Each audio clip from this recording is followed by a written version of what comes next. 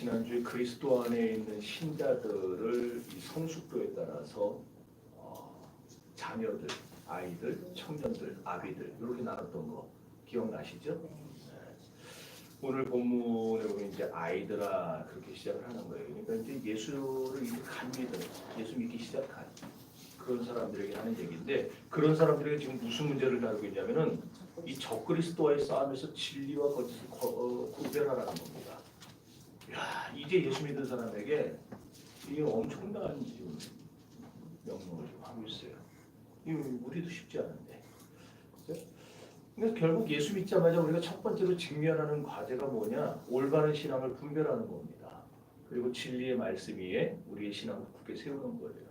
바울이 에베소서 4장 14절에서 영적인 어린아이들의 특징을 이렇게 말을 했어요. 한번 읽어봅시다. 시작. 이는 우리가 이제부터 어린아이가 되지 아니하여 살아있는 예수와 안사한 유혹에 빠져 온갖 교훈의 풍조에 들려 이용하지 않게 하라. 아멘. 영적인 어린아이들은요, 요동한다는 거예요. 쉽게 이랬다 저랬다 흔들리고 꼬임에 쉽게 넘어가고. 제가 어렸을 때 저희 어머니가 늘 저한테 그랬어요. 어디 나갈 때마다 누가 과자 사준다고 해도 절대 따라가면 안 돼 그랬어요. 여기는 안 들어보셨나요? 이쪽 들어보셨죠? 아닌가? 저만 주변에서 그랬네. 저는 이제 누가 뭐 준다고 하면 쉽게 따라갔어요. 내가 어떤 애인지를 아니까. 제가 누가 사탕 하나 주고 과자 하나 주면은 거기 정신 팔려가지고 쫓아갈 걸 아니까 꼭 나갈 때마다 당부를 했어요. 누가 절대 뭐 사준다 그래도 따라가지 말라고. 이게 이제 어른과 아이의 차이죠. 어른들은요, 낯선 사람의 유모를 친절을 경계합니다. 이 인간 나한테 왜 이러지? 혹시 나한테 뭐 빼먹을 게 있어서 그러나? 이런 식으로 받아요. 근데 애들은요, 아무리 낯선 사람이라도 나한테 친절하게 대해주고 내가 좋아하는 것을 이렇게 주면은요, 금방 그 사람한테 끌립니다. 그게 애들이잖아요. 그게 좋은 면일 수도 있는데 또 이게 영적으로 보면 그렇게 좋은 면도 아니에요. 그만큼 유혹당하기 쉽다는 거예요. 쉽게 흔들린다는 겁니다. 그래서 성경 기자들은요, 어떻게 하면 이 믿음이 어린 신자들이 견고한 믿음 위에 설 수 있을까 늘 여기에 관심을 가졌어요. 그러므로 오늘 이 시간에 여러분들 중에 내가 아직 내 신앙이 영적인 어린아이와 같다, 혹시 그렇게 생각되는 분이 있다면 여러분에게 있어서 가장 중요한 과제는 다른 게 아닙니다. 진리와 거짓을 분별하고 여러분의 신앙을 진리의 터전 위에 굳게 세우는 겁니다. 오늘 그거를 해야 되는 거예요. 그래서 요한일서 1장과 2장에 세 가지의 대조가 나타났었어요. 1장 1절에서 2장 6절까지는 빛과 어둠, 기억나죠? 빛과 어둠에 대해서 대조를 했고, 여기서 말한 게 뭡니까? 신자는 어둠에 거하지 말고 빛 가운데 행해라 그랬죠. 빛 가운데 행해라. 그리고 2장 7절부터 17절까지는 지난주에 봤던 겁니다. 사랑과 미움을 대조시켰어요. 사랑과 미움. 그러니까 신자는 처음엔 빛 가운데 행해야 되고 그 다음에는 무엇에서 행해야 되는 거예요? 사랑 가운데서 행해야 돼요. 사랑 가운데서. 그래서 우리가 하나님 사랑합니다 해놓고 눈에 보이는 이 형제와 자매를 사랑하지 않으면은 그 사랑한다는 말은 다 뭐예요? 다 뭐라 그랬어요? 거짓말이에요. 거짓말. 다 거짓말이에요. 눈에 보이지 않는 하나님을 사랑하는 것은 눈에 보이는 형제 자매를 사랑하는 데서부터 시작이 됩니다. 그리고 마지막으로 오늘 본문에서 2장 18절부터 29절에서는 진리와 거짓에 대한 이제 대조가 나와요. 이 세 가지 대조가 요한일서 1장과 2장 전체를 장식하고 있습니다. 여기서 이제 요한 사도가 뭘 말하느냐? 우리 그리스도인들은, 신자들은 적그리스도의 유혹에 넘어가지 말라는 거예요. 잘못된 그런 가르침의 풍조에 밀려서 요동하지 말고 언제나 진리 가운데 행해야 된다. 그래서 이 세 가지가 쭉 연결이 됩니다. 신자들, 모든 신자입니다. 모든 신자. 목회자들만이 아니라 모든 평신도, 모든 학생들, 모든 청년들, 모든 어린이들 할 것 없이 예수 그리스도의 사람들은 전부 다 빛 가운데서 행해야 되고요. 그리고 사랑 가운데서 행해야 되고, 그리고 진리 가운데서 행해야 됩니다. 이것을 여러분이 머릿속에 딱 넣어놓고 이제 오늘 본문에 들어가야 돼요. 이 세 가지가 조화를 이루어야 돼요. 그리스도인들은. 그런데 이게 조화를 못 이루고 어느 하나나 두 개가 그냥 툭툭 튀어나온다. 그게 강하다. 예를 들어서 빛 가운데 살고 사랑 가운데 사는데 진리는 행하지 않아요.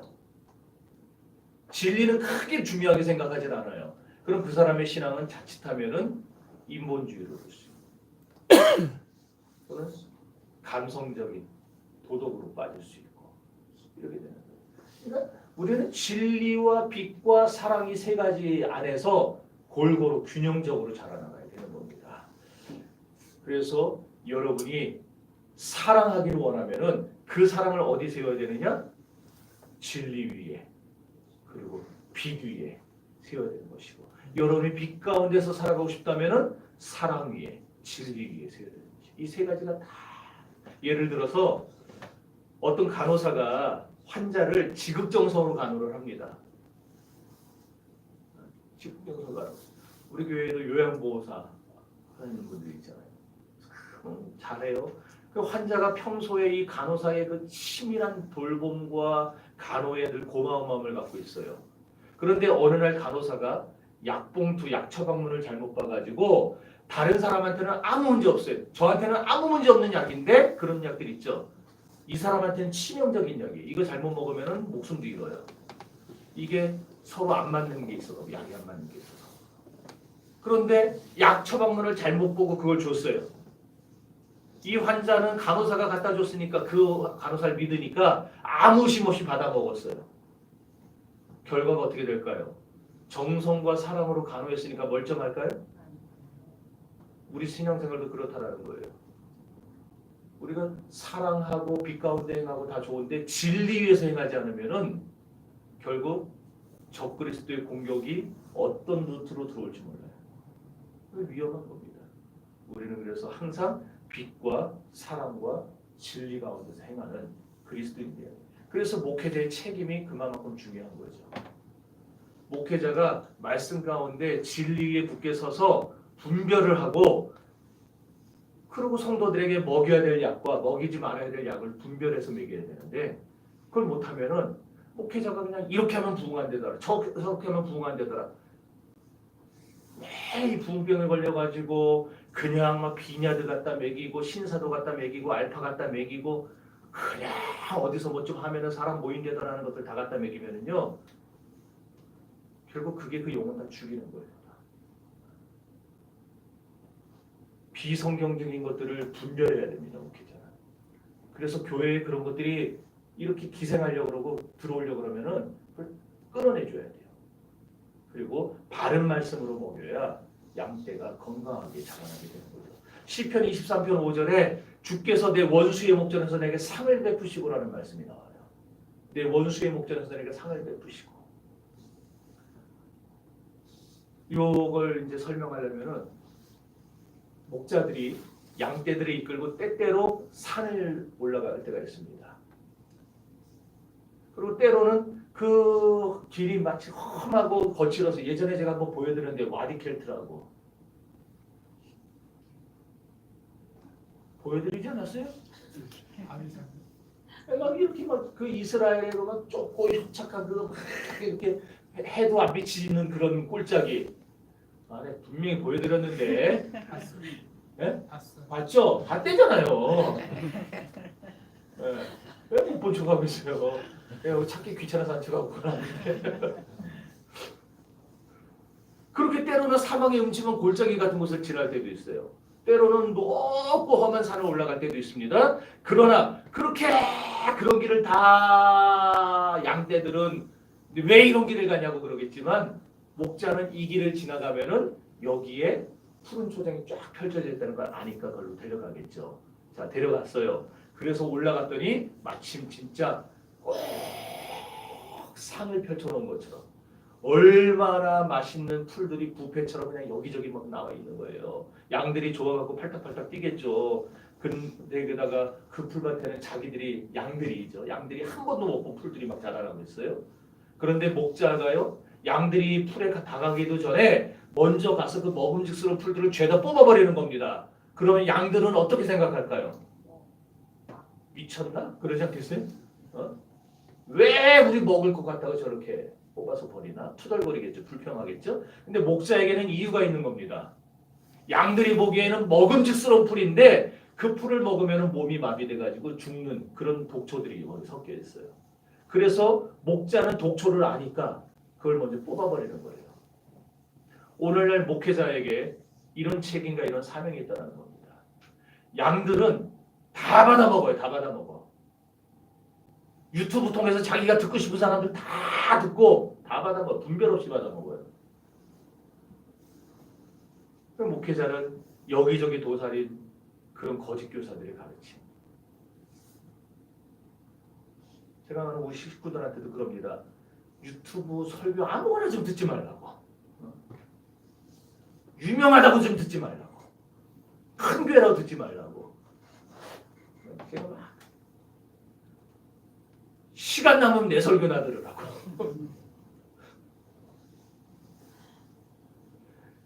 여러분 이렇게 곳곳에 거짓 교사들의 가르침이 많고요. 오늘날 적그리스도의 역사가 많아요.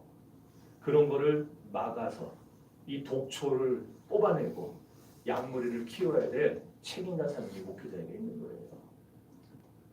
그래서 목회자만 분별하는 게 아니라 이제는 여러분들도 그걸 분별할 수 있는 그런 곳까지, 그런 지경까지 올라가야 되는 것입니다. 자, 2장 18절 이제 읽어보죠. 시작. 아이들아, 그리스도라는 말을 너희가 들은 것과 같이 지금도 많은 적그리스도가 일어났으니 그러므로 우리가 마지막 때인 줄 아노라. 그 색칠 안 해놨네? 글씨? 색칠 안 해놨네? 바빴어요? 여기 보면은요, 자 그냥 뛰어나와 주세요. 마지막 때라는 말하고 적그리스도라는 말이 반복해서 나오죠. 여러분 마지막 때라는 말이 우리가 흔히 말하는 말세라는 말입니다. 말세. 그럼 성경은 언제부터를 말세라고 할까요? 우리 저하고 성경 공부하는 분들은 배웠을 텐데 끄덕이신 분 얘기해 보세요. 예수님이 오실 그렇죠. 예수님이 처음 오실 때, 초림했을 때, 2000년 전에 이 세상에 처음 오셨을 그때부터가 벌써 말세예요. 말세. 아 그럼 누가 또 그러겠죠? 아니 무슨 세상에 말세가 이렇게 기냐고 2000년이나 되냐고 그렇게 할 수 있겠지만 여러분 베드로전서에서 뭐라고 그럽니까? 하나님께는 주께는 1000년이 하루 같고라 그랬잖아요. 주님의 섭리의 시간의 계산법으로는요. 이건 하루 이틀이에요. 지금 하루 이틀. 네.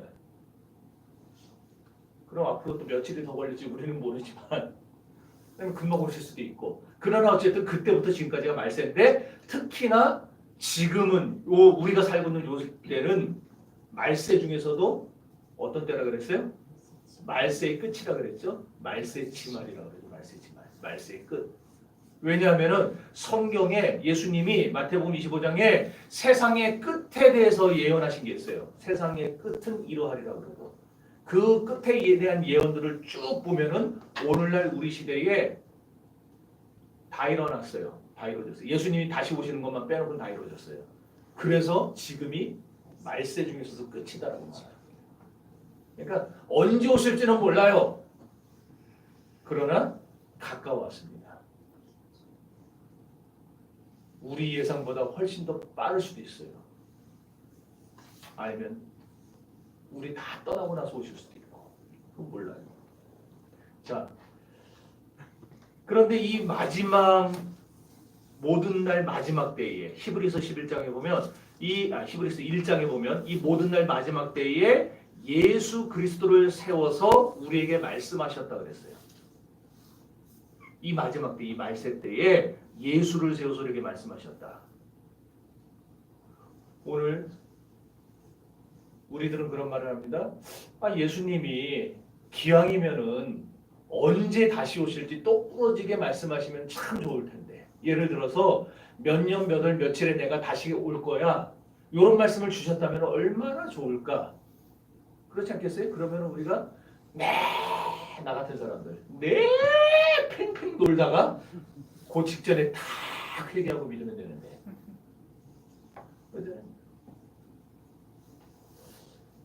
그런데 주님은 그걸 가르쳐주지 않았어요. 제자들이 물어봤을 때도 때와 기한은 너희의 알 바 아니요 아버지께 달렸다 그랬어요. 그러니까 안 가르쳐 주셨어요. 몰라서 안 가르쳐 줬을까요? 모르셨을 수도 있겠지만 나는 알았을 거라고 해요. 왜? 하나님과 예수님과 성령님은 하나님이신데 모르셨겠어요? 예수는 하나님의 깊은 곳까지도 통달하시는 이라고 그랬는데 모르시겠냐고요. 아시는데 안 가르쳐 주셨을 것 같아요. 그럼 왜 안 가르쳐 줬을까요? 왜 안 가르쳐 줬을까요? 제가 기도하면서 말씀 보면서 묵상하다 깨달은 거는 모든 그리스도인들이 신자들이 종말론적 긴장을 가지고 세상을 좀 살아라 그래서 안 가르쳐 주신 것 같아요. 그러니까 언제 예수님이 오실지 모르니까 매일 준비하면서 살아라고. 막말로 오늘 밤에라도 오실 수 있는 것이고 한 달 뒤에도 오실 수 있는 것이기 때문에 제대로 된 신자라면은 날마다 준비하면서 살아야 되는 것이죠.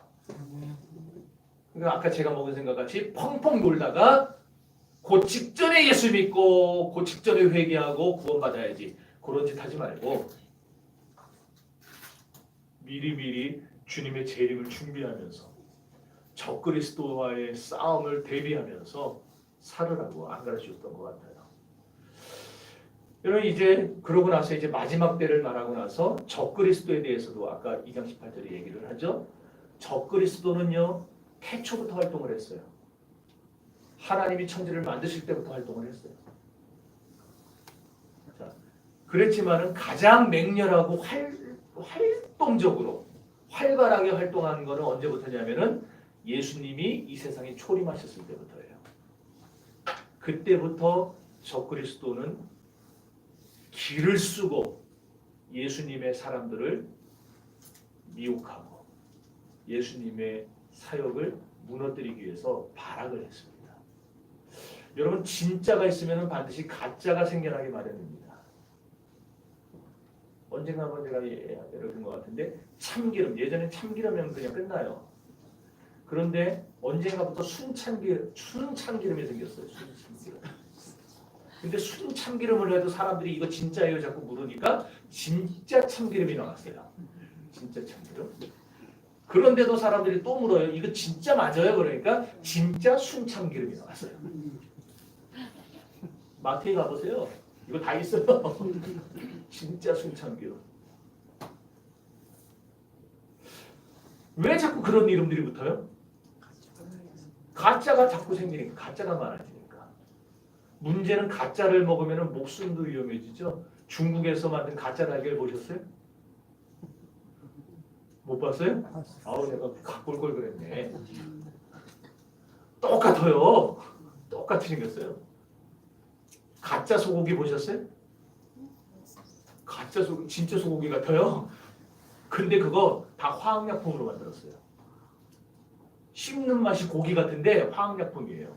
그래서 먹으면 죽어요. 그러니까 중국 놈들은 먹고 죽든 말든 상관없다는 거지. 돈만 벌면 되지.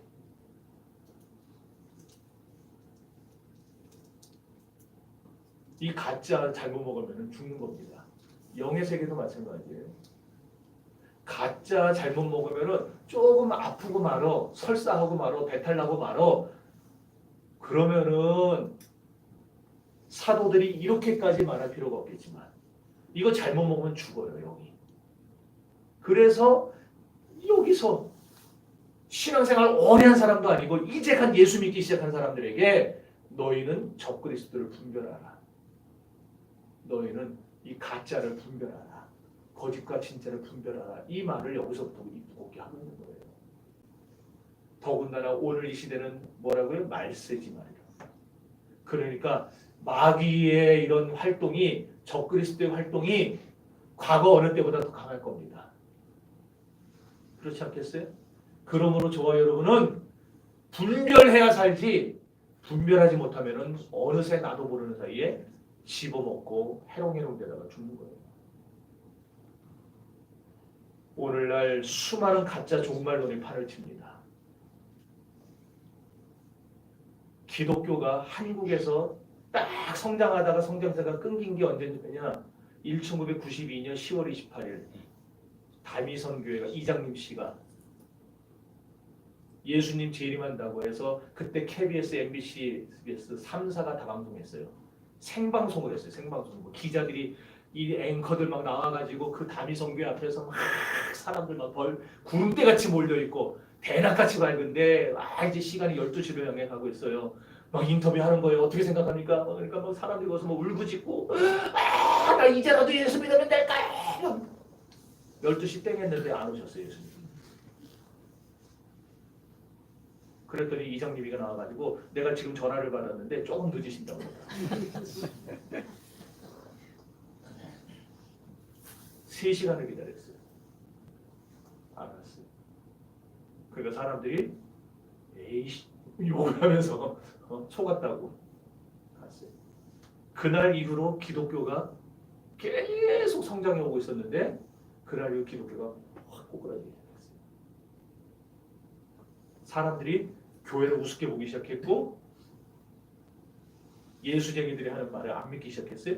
거기다가 치명타를 날린 게 2007년 분당 샘물교회 아프가니스탄 피랍 사건이에요.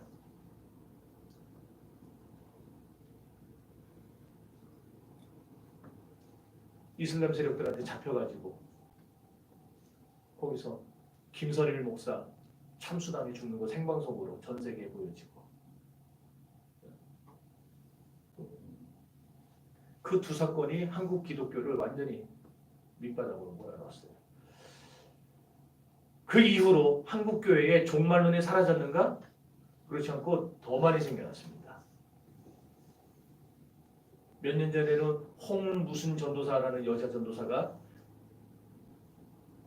주님이 재림하시는데 2018년에 2019년에 재림하시는데 피지는 멸망시키지 않고 피지만 살아남고 모든 나라는 다 멸망시킨다. 그래서 피지가 천국이다 그래가지고 교인들한테 다 집 팔고 뭐 팔고 다 팔아가지고 피지 가서 살자고 돈을 다 받았어요. 그리고 지는 그걸 딴 데다가 빼돌렸다가 걸려서 감옥 갔어요.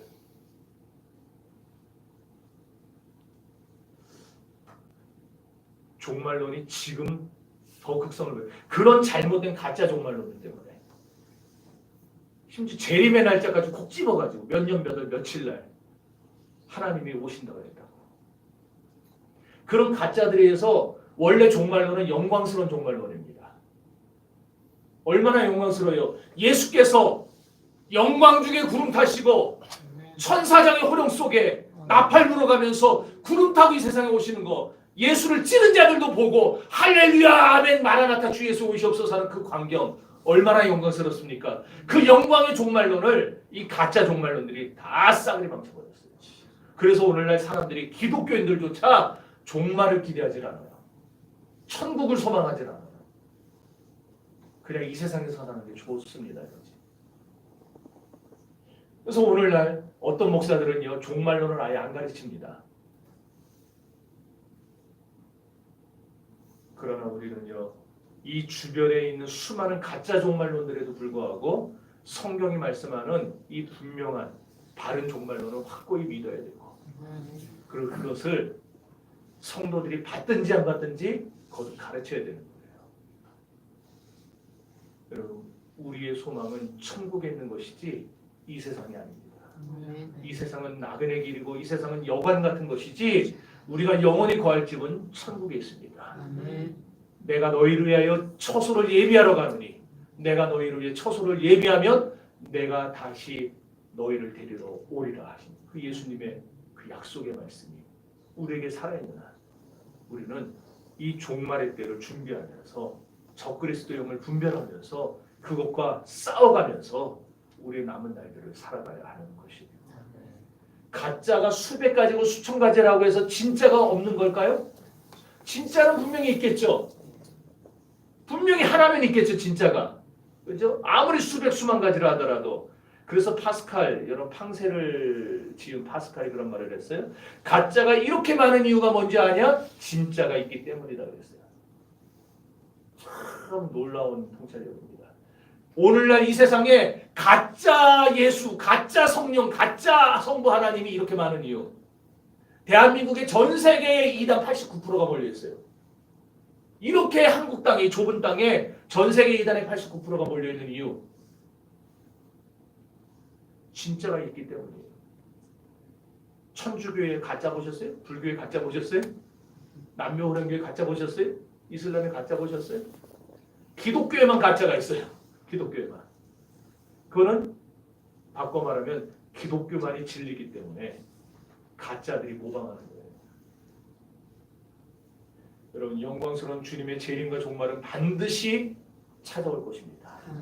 분명한 사실이니까. 그러니 여러분 오늘의 이 세상의 삶을 다라고 생각하지 말고 매일매일 주님의 재림을 준비하면서 살아가는 저와 여러분들 되시기를 바랍니다.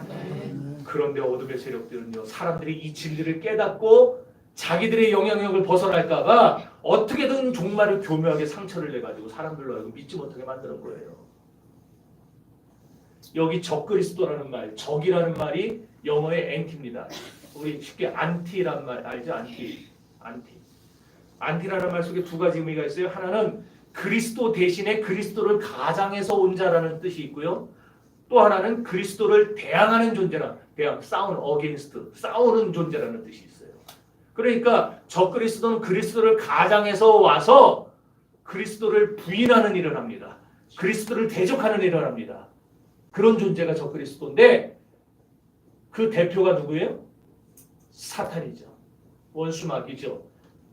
그럼 사탄만 적그리스도인가? 그건 아니고 사탄의 도구로 쓰임받고 있는 수많은 사람들이 다 적그리스도입니다. 그러니까 여러분 마귀에게 쓰임받는 자들이 적그리스도라는 거예요. 그럼 그걸 분별하셔야 돼요. 그래서 이제 적그리스도의 특징을 이제 하나씩 보면은 첫째로 적그리스도는 신앙 공동체가 뭐냐면 우리 교회를 생각하시면 돼요. 교회 안에 있는 성도들, 교인들, 여러분들을 말해요. 여러분들과의 교제와 연합을 거부해요. 신앙 공동체 안으로 가만히 숨어 들어오는 옵니다. 정체를 숨기고 들어와요. 그러나 공동체와 다수의 교제와 연합을 하는 대신에 개별적으로 불러내요. 개별적으로 만나요. 그래서 개별적으로 그 사람에게 영향을 끼치고 그 사람을 세뇌합니다. 우리 시찰에 어느 교회에 어디서 권사라고 하는 분이 들어오셨대요. 교회로 오셨대요. 등록을 했대요. 근데 이분이 참 뭐 헌신도 잘하고 뭐 봉사도 잘하는 것 같은데 금세 뭐 삽시간에 한 2년 3년 사이에 교회 요직을 차지했어요. 그런데 언젠가부터 성도들이 목사님한테서 목사님 저 권사님 좀 이상해요. 좀 이상해요. 뭐가 이상하냐면 자꾸 둘이만 만나세요. 딴 사람하고 같이 나갈까 그러면 아예 그러지 말고 당신 만나고. 근데 그런 사람들이 여럿이 있는 거예요. 꼭 하나씩 만나가지고 얘기하는 중에 자꾸 뭘 얘기하냐면은 우리 목사님 다 좋은데 요게 안 좋아 이런 거. 우리 교회는 뭐가 좀 부족해. 그래서 자꾸 교회에 대한 불만과 불평을 막 집어넣어요. 그래서 내가 전에 다니던 교회는 참 이런 교회인데 다시 그런 데서 신앙생활하는데 행복했는데 이런 소리를 하고 그래가지고 그 목사님이 그분을 불러서 조용히 건면하실게요. 교회 나가시라고. 원래 교회 가시라고. 뭐 그분이 적그리스도란 말은 아니에요. 그러나 적그리스도의 특징이 나타납니다. 개별적으로 불러가지고 자꾸 불평불만을 심어주고 자꾸 원망을 하게 하고 자꾸 거기다가 자기의 그것을 가르쳐가지고 세뇌시켜요. 자, 19절 읽어봅시다. 시작. 그들이 우리에게서 나갔으나 우리에게 속하지 아니하였느니 만일 우리에게 속하였더라면 우리와 함께 거하였으리라. 그들이 나간 것은 다 우리에게 속하지 아니하는 같으니라. 우리에게 속해야 되는 우리 다 같이 서로 주 안에서 교제를 해야 되는데 따로 국가처럼 혼자 논다, 혼자 겉돈다 그러면 안 돼요. 그래서 여러분들 혼자 막 이렇게 교인들하고 교제도 안 하고 그냥 막 예배 끝나면 팍 튀고 그냥 그런 거 하지 마세요. 자꾸 어울려야 돼요. 왜 어울려야 되느냐? 하나님은 성도의 연합을 기뻐하는 분이기 때문이에요. 왜냐하면 하나님이 연합하는 걸 즐기시는 거예요. 성부와 성자와 성령께서 한 윗격 안에 연합되어 계십니다. 그래서 우리 성도들도 연합하기로 해요. 그 연합하는데 우리 인간적인 마음으로 연합하는 게 아니고 주 안에서 연합하기를 원해요. 사랑 안에서, 빛 안에서, 진리 안에서 연합하기를 원해요. 그래서 바울이 에베소서 4장에서 뭐라고 했습니까? 사랑 가운데서 서로 용납하고 평안에 매는 줄로 성령의 하나 되게 하신 것을 힘써 지키라고 그랬어요. 교회는 성도들은 그래야 되는데 적그리스도는 이런 교제와 연합을 거부해요. 안 어울리려고 해요. 두 번째로 적그리스도는 참된 성경의 교리를 부인합니다. 여러분 우리가 교파와 교단은 다른 거 보면은 그 지역적인 어떤 해석들이 달라서 그래요. 그러나 순복음이든 장로교든 성결교든 침례교든 감리교든 할 것 없이 루터교든 모든 이 개신교단들은 기독교의 근본 진리, 성경의 기본 진리에 대해서는 토달지 않아요. 일치합니다.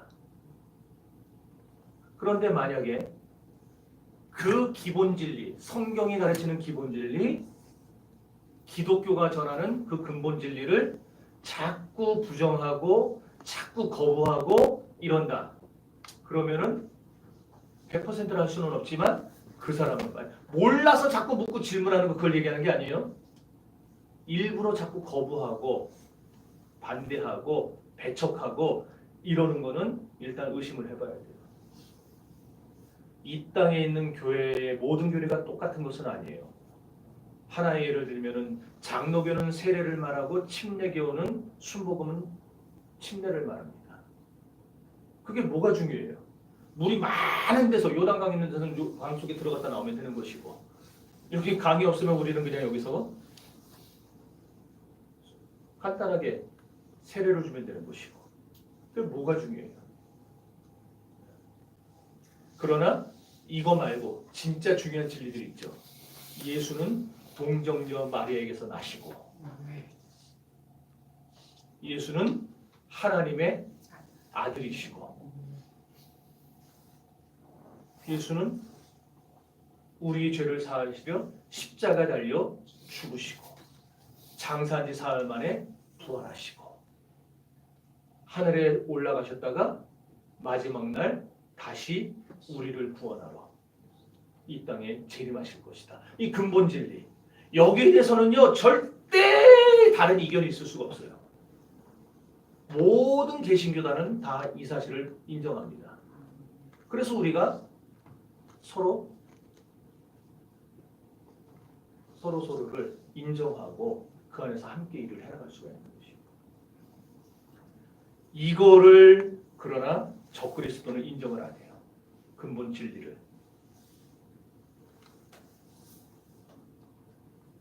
그래서 여러분들이 기독교에서도 가장 중요한 교리는 기독론인데 예수님이 말한 거.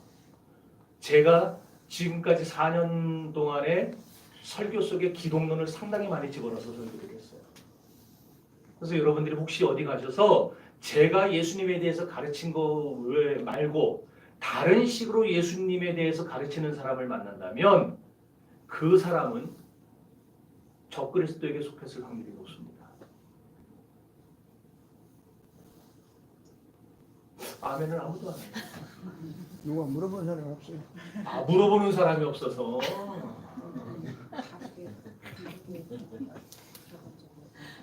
네. 자, 22절 읽어봅시다. 시작.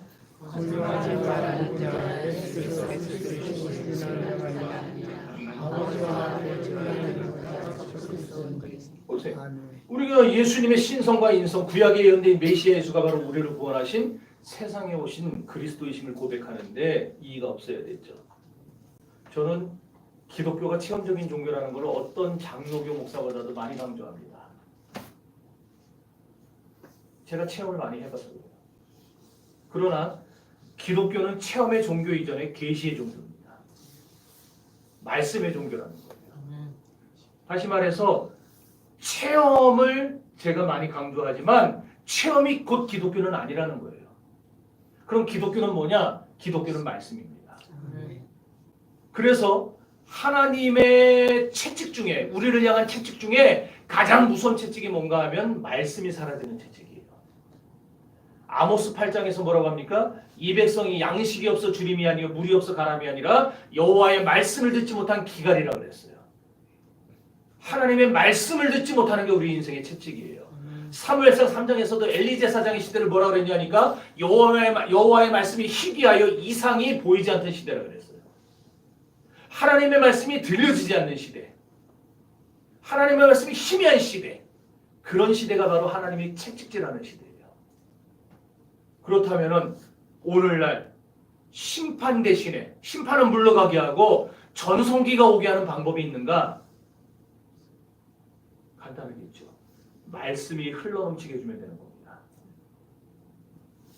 말씀이 흘러넘치고 내 생활에 말씀이 흘러넘치고 내 가정에 말씀이 흘러넘치고 내가 섬기는 교회에 말씀이 흘러넘치면은 이 사회도 하나님이 복을 주시게 되고 여러분의 개인과 가정과 우리 교회에 하나님의 역사 복은 나타나게 되어 있는 것입니다. 아멘.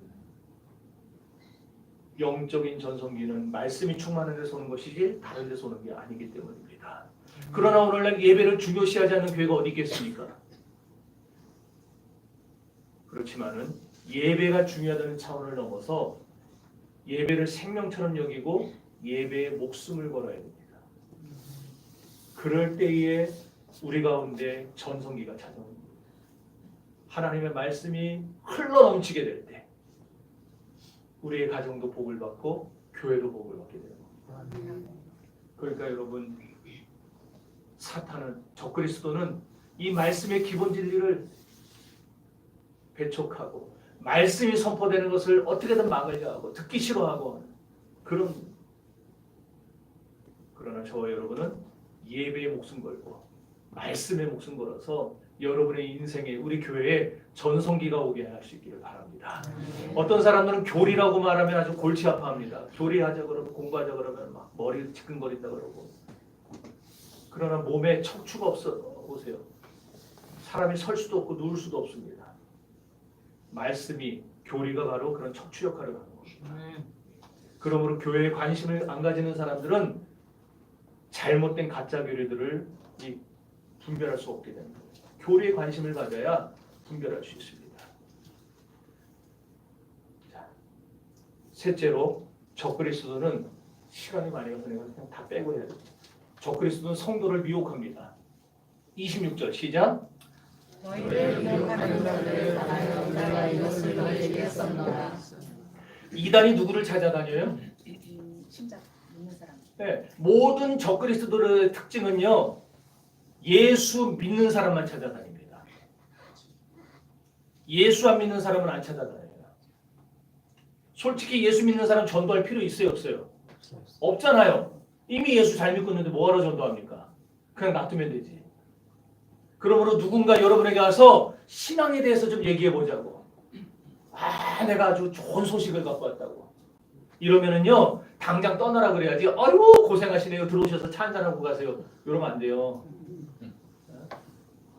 아직 예수를 모르는 사람들한테 가서 전도하세요. 그러세요. 적그리스도 영은요, 불신자들이 아니라 언제나 성도를 미혹합니다. 왜냐? 불신자들은 이미 자기들 편이니까. 그래서 버젓이 교회에 붙어 있고 버젓이 나 예수 믿습니다라고 밝혔는데도 아유, 내 말 들어보라고 하면서 계속 그걸 하는 사람들은요,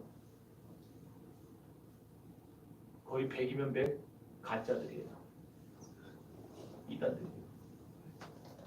우리는 전도할 때 그러잖아요. 예수 믿는다 그러면 아, 그러시군요. 아, 예, 신앙생활 열심히 하세요. 네, 아유, 좋은 교회 다니셔서 좋으시겠네요. 네, 축복합니다. 이런 거 있잖아요.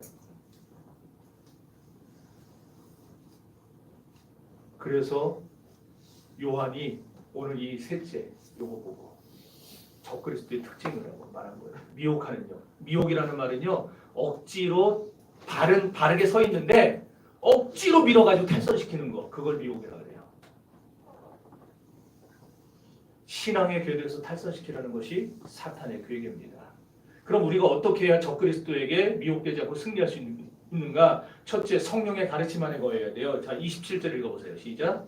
너희는 책임과 기름 부음이 너희 안에 거하느니 아무도 너희를 가르칠 수 없고 오직 그의 기름 부음이 모든 것을 너희에게 가르치며 또 삼매고 거짓이 없으니 너희를 가르치신 대로 좋아하노라. 아멘. 적그리스도에게 빠지는 사람, 이단에게 빠지는 사람들은 신기한 소리를 들으면 와 대단하다. 평생 내가 교회 다녀봤지만은 이런 소리는 처음 들어본다 그래요. 그 정신 나간 소리입니다. 해 아래 새 것이 없어요. 정신 차리세요.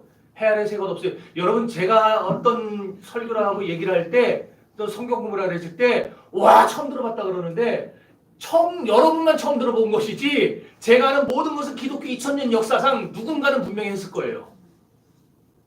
그러지 않겠어요?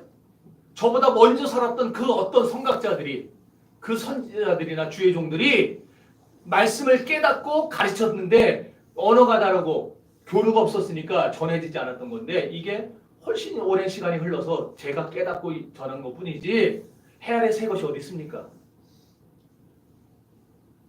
다 있는 걸 주님이 깨닫게 하시면 내가 깨닫고 전하는 것뿐이지.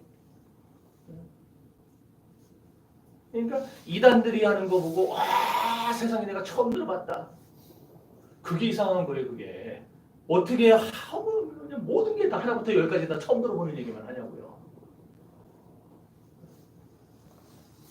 제가 설교하는 거 여러분들 거의 다 내용 알잖아요. 충분히 알잖아요.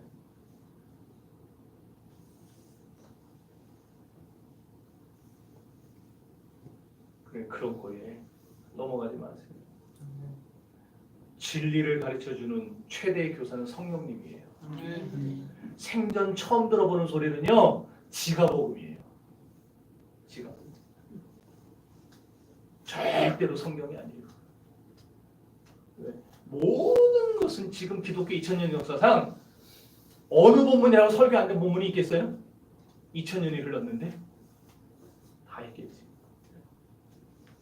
성령의 가르침 안에 거해야 됩니다. 두 번째 주님 안에 거해야 됩니다. 27절 다시 읽어봅시다. 시작. 너희는 주체받은 바 기름 부음이 너희 안에 거하느니 아무도 너희를 가르칠 수 없고 오직 그의 기름 부음이 모든 것을 너희에게 가르치며 또 참되고 거짓이 없으니 너희를 가르치신 그대로 주 안에 거하라. 아멘. 너희를 가르치신 그대로 주 안에 거하라 그랬어요. 아멘. 주 안에 그대로 주 안에 거하라 이 말은요. 주님과 지속적인 교제를 가지라 그 말이에요. 우리는 주님의 진리 안에서 또 진리의 주님 안에서 날마다 주님과 교제해야 됩니다. 그러니까 여러분 날마다 말씀 부지런히 아침마다 보내주는 말씀 그 짤막하지만 그거 암송하시고 그 다음에 매일 말씀 보시고 짤막짤막하게라도 기도하시고 제가 이번 주에 보니까요 우리 내가 누군지는 얘기를 안 할게요. 우리 교인들이 여기 나와가지고 기도하고 가시더라고요. 본인들은 내가 모를 거라 생각하는데 저는 다 알아요. 누가 와서 기도하고 갔지. 막 좋더라고 기분이. 감사하다. 여러분 날마다 주님 안에 거하시기를 바랍니다. 주님과 교제하시기를 바랍니다. 마지막으로 주님 안에 부끄러움 없이 설 수 있는 인격과 삶을 지내야 됩니다.